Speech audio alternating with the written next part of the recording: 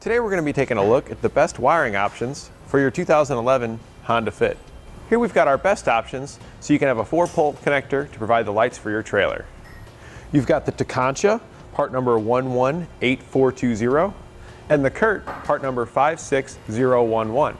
The main differences between these two harnesses are the shape of the control box and their power output.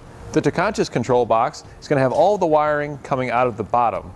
This is great because it can be mounted in a way that water can't pool on the bottom to enter inside the box.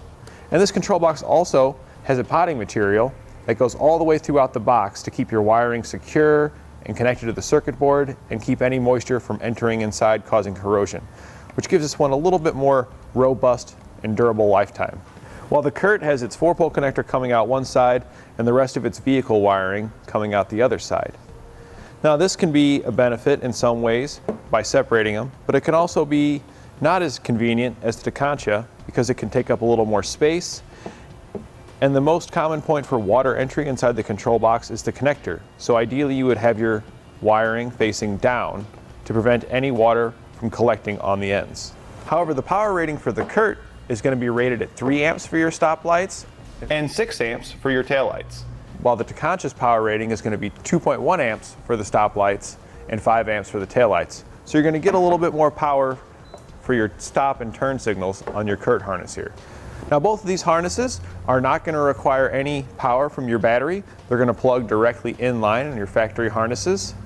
They're both going to provide the same 4-pole signals to your trailer and have dust caps on the end to prevent corrosion. They're both going to work with 5, 6, and 7-pole adapters. And both control boxes are going to be circuit protected.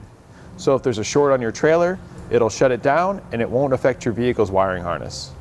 Now in summary, they're both going to provide you with the necessary connections at the back for your trailer. They're both going to have the same ease of installation. Now when it comes to durability, I'm going to have to give it to the Tekonsha. Per our customer reviews, this one tends to last a little longer. This is likely due to the potting material on bottom that protects the circuit and also the angle of the wires so you can keep it so moisture doesn't collect on the bottom. But as far as power output goes, I'm going to have to give it to the Curt. This one's going to have nearly 1 amp more output on your stop and turn signals.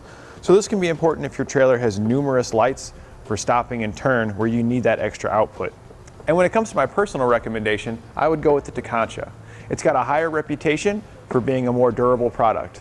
And that concludes our best wiring options for our Honda Fit.